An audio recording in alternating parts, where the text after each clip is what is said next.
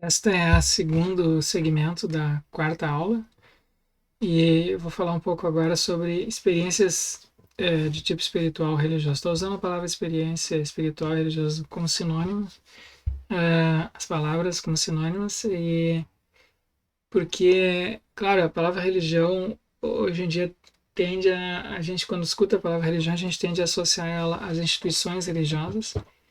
Mas é possível que pessoas que tenham experiências de tipo que a gente que são de tipo assim espiritual, né, sem que elas estejam filiadas a nenhuma tradição religiosa. Então, mas a estrutura e a tipologia é bem parecida. Então, há um estudo clássico que foi feito sobre esses assuntos por William James em 1902. E esse é um livro interessante porque, bom, William James é considerado assim o pai da psicologia, né? Ele escreveu um dos primeiros, talvez o primeiro manual de psicologia chamado Princípios de Psicologia. E ele foi também um filósofo importante nos Estados Unidos do início do século XX. E nesse livro, A Variedade das Experiências Religiosas, então ele argumentou, né? Ele disse, olha, os filósofos estudaram a religião e buscaram, assim, discutiram, né, a verdade da religião, o fundamento das religiões no passado de variadas maneiras. E, mas em geral essas investigações foram feitas de maneira assim puramente intelectual. Então, por meio de provas ou tentativas de provar a existência de Deus, ou refutar a existência de Deus, ou mostrar a coerência das religiões ou incoerência. Então, sempre. E é o caso, por exemplo, do texto esse que foi indicado para essa semana, o argumento ontológico de Santo Anselmo. Né? E o William James diz: bom, mas esses argumentos, a priori, que buscam provar ou refutar a existência de Deus, eles geralmente não têm muito impacto na religiosidade das pessoas. Né? As pessoas, quando são religiosas, elas não parecem não precisar de nenhum argumento intelectual para manter a sua fé. E, por outro lado, as pessoas, quando não são religiosas, elas também não parecem precisar de um argumento desse tipo, nem para manter. E também elas não precisam aceitar, né? Elas, em geral, não aceitam os argumentos que são apresentados em favor da existência de Deus. Então ele disse, bom, o fundamento das religiões, então, não pode estar aí, não pode estar na filosofia. O fundamento das religiões não pode ser uma teoria filosófica. Ninguém se torna religioso em razão de uma prova da existência de Deus. Até se uma pessoa é assim ateia, convictamente ateia, mesmo que aparecesse ao lado dela assim, né, Jesus Cristo aparecesse ao lado dela, ou alguma outra divindade aparecesse ao lado dela, ela provavelmente interpretaria aquilo como uma alucinação, uma ilusão. Então, as provas não parecem ser persuasivas, né? Então, o James diz assim, né, e por outro lado, uma pessoa que é muito religiosa, pode acontecer tudo na vida dela, aquilo não, a fé dela pode não ser assim abalada por isso. Né? De fato, a gente tem muitos exemplos de casos assim, né? Pessoas que passaram pelas maiores adversidades na vida sem perderem a fé em Deus. Então, parece que as provas e os argumentos não são não são motivadoras, né, da crença das pessoas, da fé das pessoas ou da religiosidade delas. Então, William James diz, olha, eu acho que ele argumentou que o fundamento, então, das religiões não são os argumentos, nem as provas, mas as experiências subjetivas, certo? Experiências subjetivas, experiências de tipo religioso que as pessoas têm. E ele diz, esse é o fundamento das religiões. O fundamento das religiões são as experiências religiosas. E todas as religiões, ele disse, originaram-se de uma ou mais, um grupo de pessoas, uma ou mais pessoas, que tiveram experiências espirituais, religiosas, muito marcantes. Então, a gente tem as experiências de Buda no budismo, a gente tem as experiências relatadas, né, nos textos sagrados do hinduísmo, as experiências de Arjuna, de Krishna, enfim, daquelas personagens dessas histórias. A gente tem as experiências dos yogis na Índia, né, também, que contribuem muito para o hinduísmo. A gente tem as experiências relatadas no Antigo Testamento, experiências de Abraão, de Moisés, as experiências de Jesus, os discípulos, apóstolos. Enfim, todas as religiões começam com experiências religiosas, que uma ou mais pessoas têm. Só depois que essas pessoas têm essas experiências religiosas é que se elaboram teorias religiosas, as teologias e as filosofias. Então, e as instituições. Então, todos esses aspectos que a gente comumente associa às religiões, que são as instituições religiosas, os rituais religiosos, os códigos, os preceitos religiosos e as teorias, as teologias, as filosofias religiosas, né, as crenças religiosas, tudo isso vem depois. Primeiro as pessoas têm experiências, ou um grupo de pessoas tem experiências e oferece isso como testemunho para outras pessoas. E aí depois as pessoas então começam a interpretar isso que aconteceu, começam a produzir crenças a respeito daquilo. Então a elaboração de crenças, de teorias é uma espécie de racionalização dessas experiências. Então o fundamento das religiões, o James argumenta, tem que ser as experiências religiosas. Tá? Então isso está no livro dele, a variedade das experiências religiosas. E nesse livro ele descreve então essa variedade, né? Quais são os tipos de experiências religiosas que as pessoas têm, quais são as características principais, quais são os traços comuns que há entre as experiências religiosas nas diversas tradições. Então, vamos ver aqui. Eu vou mencionar apenas algumas, né? Mas, enfim, ele menciona um número bastante grande, e o livro é uma coleção enorme de relatos de experiências religiosas. Então ele cita assim centenas de relatos de pessoas tendo experiências religiosas. E ele vai comparando, vai analisando um por um. Certo? Então um com o qual ele começa o livro é o chamado sentimento da realidade do invisível. É o sentimento de uma presença, por exemplo, né? Então, tem às vezes as pessoas falam, eu vi um fantasma, vi uma coisa assim. Né? Então tem experiência, há experiências desse tipo, mas há experiências assim mais prosaicas, né? Da gente sentir que está acompanhado, sentir que não está sozinho, sentir uma presença invisível, enfim, pode ser uma presença que que a gente se sente como sendo benigna ou maligna. Então, o James apresenta assim muitos relatos. Vocês mesmos já devem ter tido experiências desse tipo, né? E quem nunca teve nenhuma experiência desse tipo, ele pode experimentar caminhar no mato sozinha num dia de lua nova, para ver se que se sente alguma coisa. E também, bom, então a gente tem, né, esse sentimento de uma presença invisível, e isso pode acontecer também de uma maneira assim mais difusa. Então, tu se sentir acolhido, você se sentir assim envolvido pelo ambiente do local onde tu tá, né, sem que tu possa atribuir isso a um evento, a um fenômeno, a uma pessoa visível. Então, isso é um tipo de experiência que é uma experiência religiosa ou espiritual. Um outro tipo de experiência que ele menciona e discute são as chamadas experiências místicas. Experiências místicas são experiências inefáveis, né? São experiências em que não se deixam descrever em palavras, que a gente não tem. As pessoas que têm essas experiências,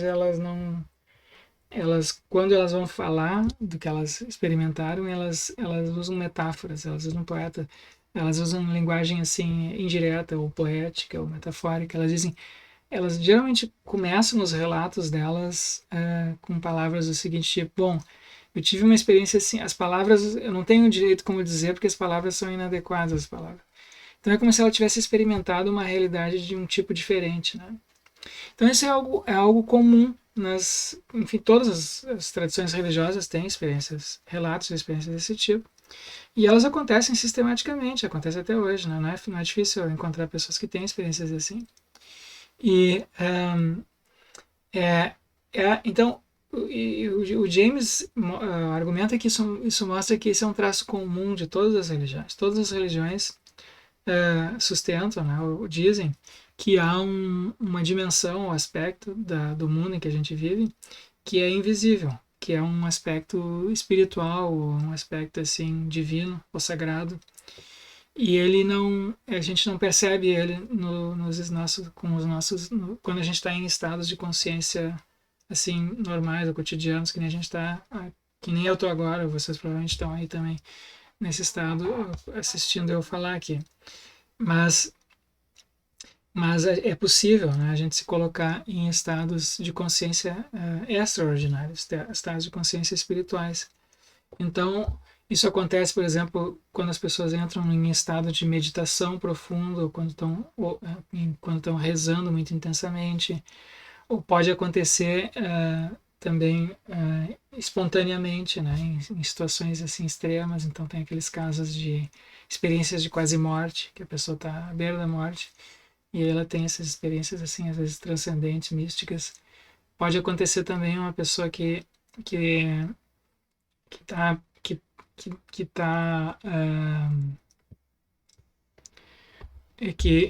que se sujeita a um esforço físico extremo, né? Então um atleta ou uma pessoa que está passando muita fome, ou muita dor, ou muita uh, ou teve que fazer uma caminhada durante muitos dias. E também pode acontecer com pessoas que ingerem algumas drogas, né? Então tem esses casos com a ayahuasca aqui no Brasil, outras drogas também. Então podem induzir experiências desse tipo. E há rituais, né? Que buscam induzir isso sistematicamente. Então, se vocês forem ver aquelas práticas de meditação assim muito intensas que são praticadas pelos budistas, ou as práticas de yoga muito intensas na Índia, ou as pessoas que ficam muito tempo assim rezando intensamente, às vezes em monastérios ou em retiros, pode acontecer. Então, há uma busca de experiências desse tipo nas diversas tradições religiosas, e cada uma das tradições desenvolveu técnicas específicas, né, para obter essas experiências. E nessas experiências, então, um aspecto do mundo se revela para aquela pessoa que as tem, que não é visível nos nossos estados de consciência cotidianos ou ordinários. Então, só que isso que se revela não tem como ser comunicado pelas vias normais, assim, porque a linguagem, as pessoas dizem, é inadequada para dizer. No entanto, não se trata de uma alucinação, não se trata assim de uma fantasia ou de uma imaginação, e a gente sabe disso porque as características, né, da mera fantasia, da imaginação, ou mesmo da alucinação, elas são diferentes, elas se manifestam de maneiras diferentes, né? Então isso tu pode identificar, é possível identificar isso psicologicamente. Então os psicólogos têm critérios para saber, né, quando uma pessoa está alucinando, quando ela está só imaginando, ou quando está pensando, ou quando está, enfim. E essas experiências aqui têm características próprias que são diferentes dessas outras. Então elas são qualitativamente distintas, e o comportamento das pessoas, a maneira como elas reagem, também é diferente dessas outras. Então é um tipo diferente de experiência que as pessoas têm. Então o William James descreveu assim vários aspectos disso daí, né? E dessas experiências. E ele também mostrou que, entendo essas experiências, as pessoas então desenvolvem tipos de religiosidades bastante distintas umas das outras. Então ele introduziu uma catalogação assim que ele chama de dois tipos de religiosidade, uma que ele chamou de religiosidade da mente sã, e outra a religiosidade da alma enferma.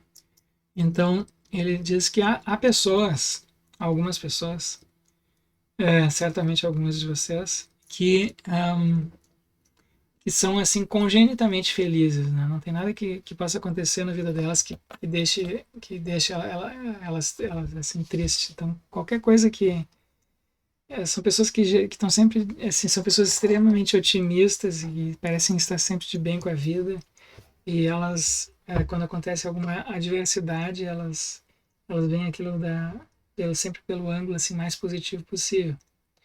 Então isso é um traço psicológico, né? Algumas pessoas têm isso. Algumas pessoas parecem já nascer assim. E elas podem, enfim, se manter assim a vida inteira, né? E as pessoas que têm esse tipo de característica psicológica, elas tendem a desenvolver religiosidades de um tipo particular.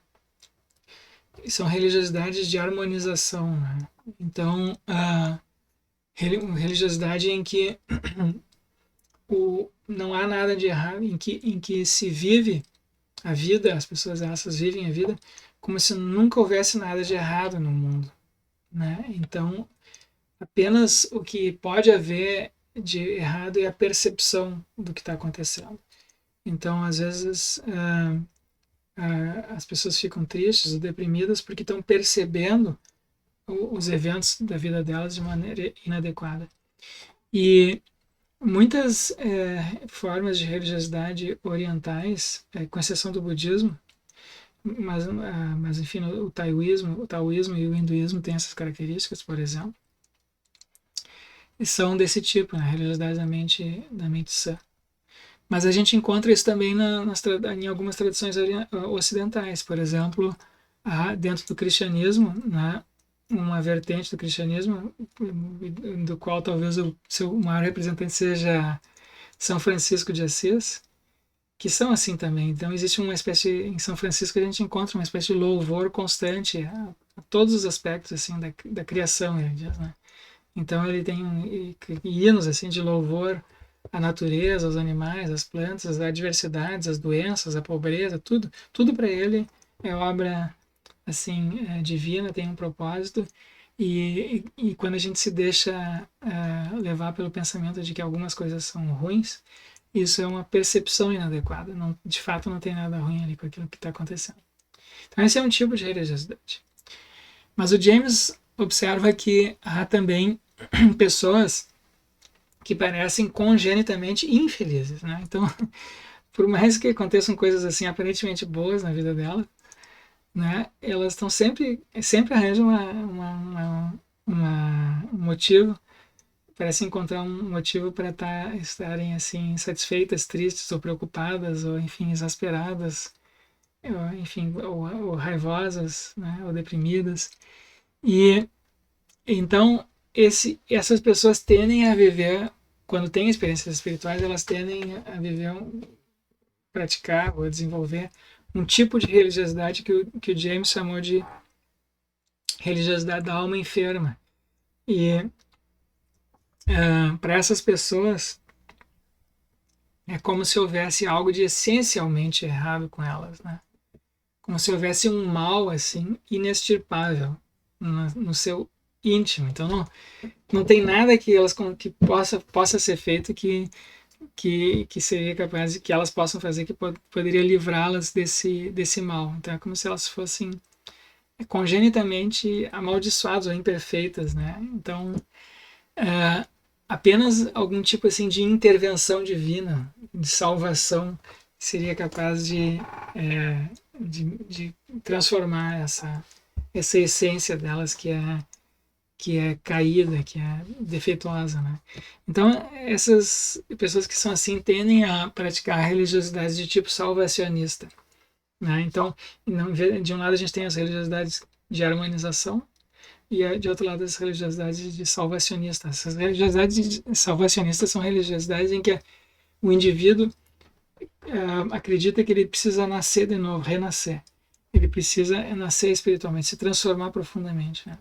Então a gente tem isso muito forte, por exemplo, do cristianismo, isso é muito forte, né? Nas tradições ocidentais. Mas, claro, no Oriente também a gente encontra algumas vertentes disso. Então, esses são tipos religiosos, né, que o James vai desenvolvendo.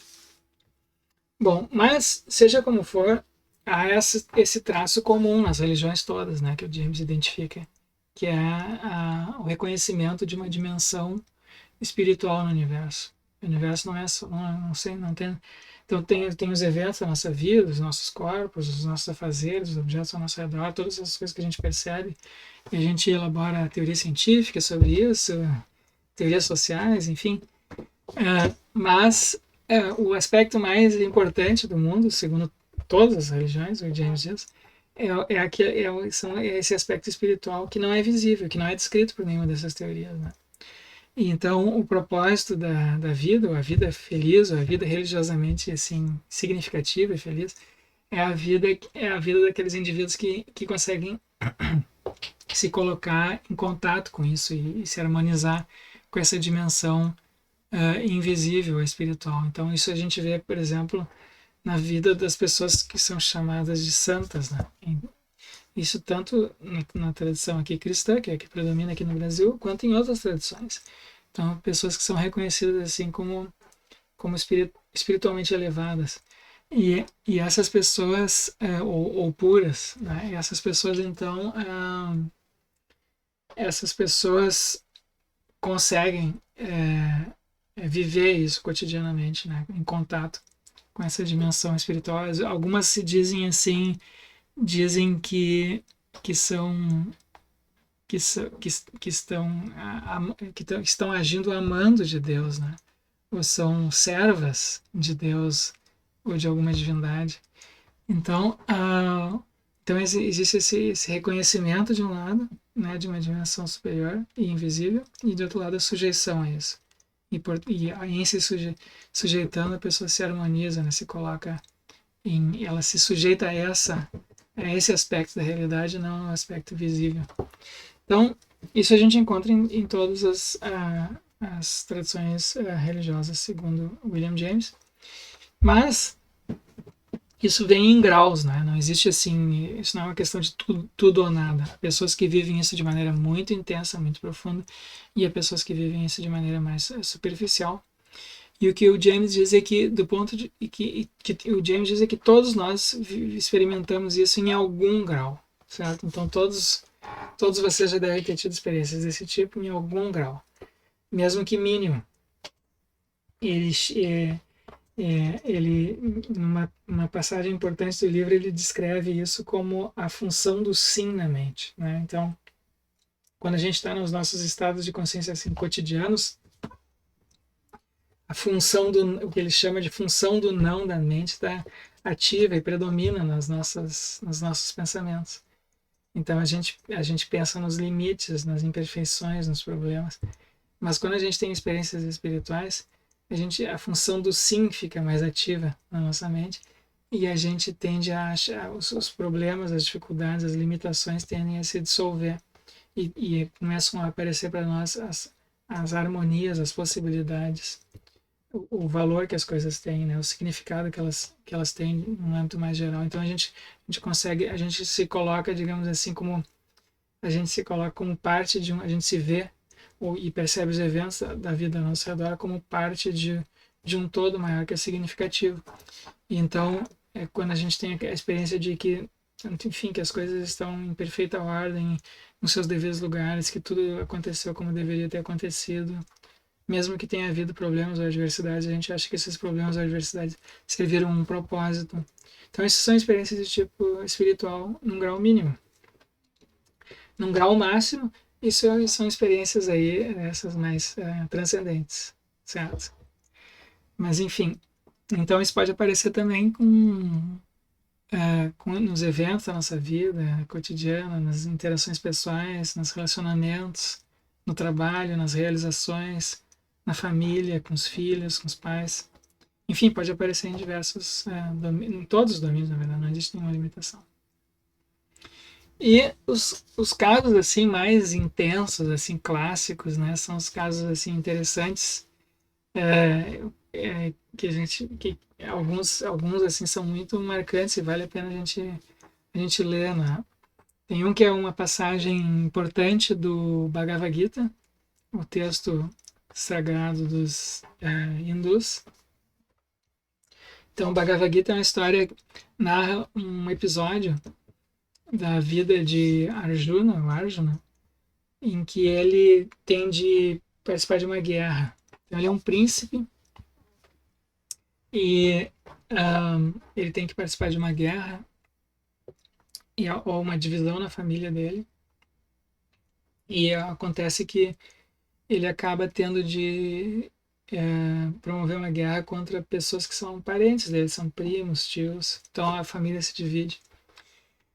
E ele então tem uma opção no início de ficar ou com um exército de milhares de homens ou com um servo lá, que era na verdade que na verdade era o Krishna, uma divindade, portanto, hindu, que estava encarnada na forma de um homem e que se apresenta como servo então do príncipe.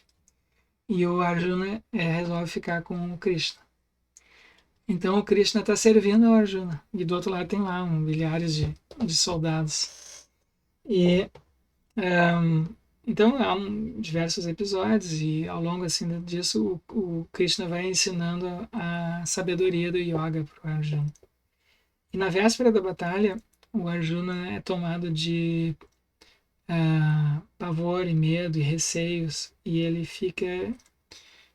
fica relutante em se engajar nessa batalha, porque ele diz que do outro lado estão pessoas que ele conheceu, com as quais que são primos, tios, amigos dele, e que ele não gostaria de ter de matar essas pessoas, né? E o, o Krishna então argumenta que ele deveria, que enfim explica para ele por que ele tinha que fazer aquilo, que os corpos daquelas pessoas que aquelas pessoas eram almas imortais e que enfim e que ele tava tudo na vida dele tinha sido é, tinha sido organizado para ao redor daquela batalha, que não fazia sentido agora ele dá para trás, né? E deixar de praticar aquele episódio. E aí ele vai ensinando então algumas coisas pro Arjuna. Então, esse episódio que eu acabei de comentar agora da relutância de Arjuna é bastante controvertido. Tem pessoas que interpretam isso aí como uma espécie de belicismo, né, por parte dos hindus, mas a interpretação assim mais comum desse episódio é que se trata assim de um ensinamento sobre como viver engajado nos episódios do mundo ao mesmo tempo que com um olhar voltado assim para as coisas espirituais, né? E que não faria sentido para Arjuna participar daquela batalha da mesma maneira que não faria sentido, digamos assim, pro general que comandava as tropas aliadas da invasão da Europa, na França, né, na Normandia, a invasão da Normandia no dia D, na Segunda Guerra Mundial, né, ficaram anos lá se preparando para aquela invasão. Aí no dia da invasão o general disse: não, mas aquelas pessoas que estão lá do outro lado são pessoas que nem eu, né, são soldados alemães, franceses, enfim, dos outros países lá, e elas vão todas morrer e eu não quero mais. Então existe assim um ensinamento no sentido de que a gente nós somos responsáveis pelo local em que nós nos colocamos na vida, né? Então, se a gente, claro que o Arjuna poderia ter levado uma vida não de guerreiro, não de príncipe, mas uma vida religiosa, uma outra vida. Mas ele optou por levar uma vida de príncipe, uma vida de guerreiro, e isso tem consequências, né? Então ele tem que viver de acordo com essas consequências e assumir a responsabilidade por isso. E então a gente tem que decidir, né? Que rumo a gente vai tomar na vida e depois lidar com as consequências. E esse é o que o Krishna ensina para ele. E bom, ele vai ficando muito maravilhado com esses ensinamentos todos do Krishna. E aí ele pede uma hora para o Krishna se apresentar para ele, não na forma humana, mas na forma divina. E que ele quer ver como é que o lado divino de Krishna. E o Krishna diz assim, tu não acha que não é uma boa ideia? Não é uma boa ideia, e não sei se tu vai gostar. Então ele tenta dissuadir assim o Arjuna, e o Arjuna insiste. Insiste, não, eu quero que tu se apresente para mim na tua forma divina.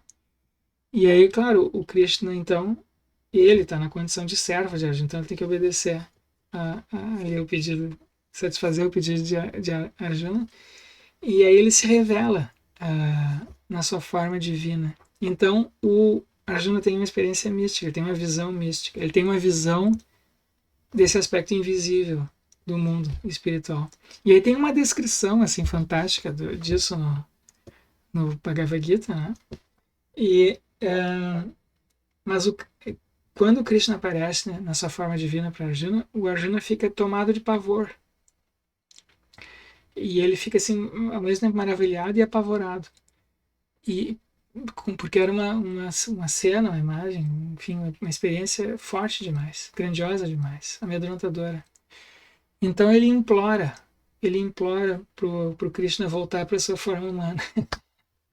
Então aí o Krishna volta para sua forma humana e continua a história. Então esse é um episódio, esse episódio em que Krishna se mostra nessa forma cósmica, divina, é um relato assim clássico, né, de uma experiência mística profunda. Um outro relato também muito intenso que a gente tem na história é o relato de Paulo de Tarso. Então Saulo, isso está relatado no Novo Testamento, na Bíblia, nos Atos dos Apóstolos, um livro chamado Os Atos dos Apóstolos. Então esse livro conta a história do que aconteceu com os apóstolos logo após a morte de a crucificação de Jesus. E no livro havia esse rabino judeu que se chamava Saulo, ou Saul, e ele perseguia os cristãos. E ele já tinha condenado vários lá à morte. E aí ele vai atrás de um que ouviu dizer que estava na cidade de Tarso, de Damasco, na cidade de Damasco, desculpa. E no caminho a Damasco, ele tem uma visão de Jesus. Jesus aparece para ele, e aí as pessoas que estão com ele escutam uma voz, ele escuta Jesus falando, Jesus diz para ele, por que me persegues? E aí as pessoas escutam, mas não entendem o que está acontecendo, e aí o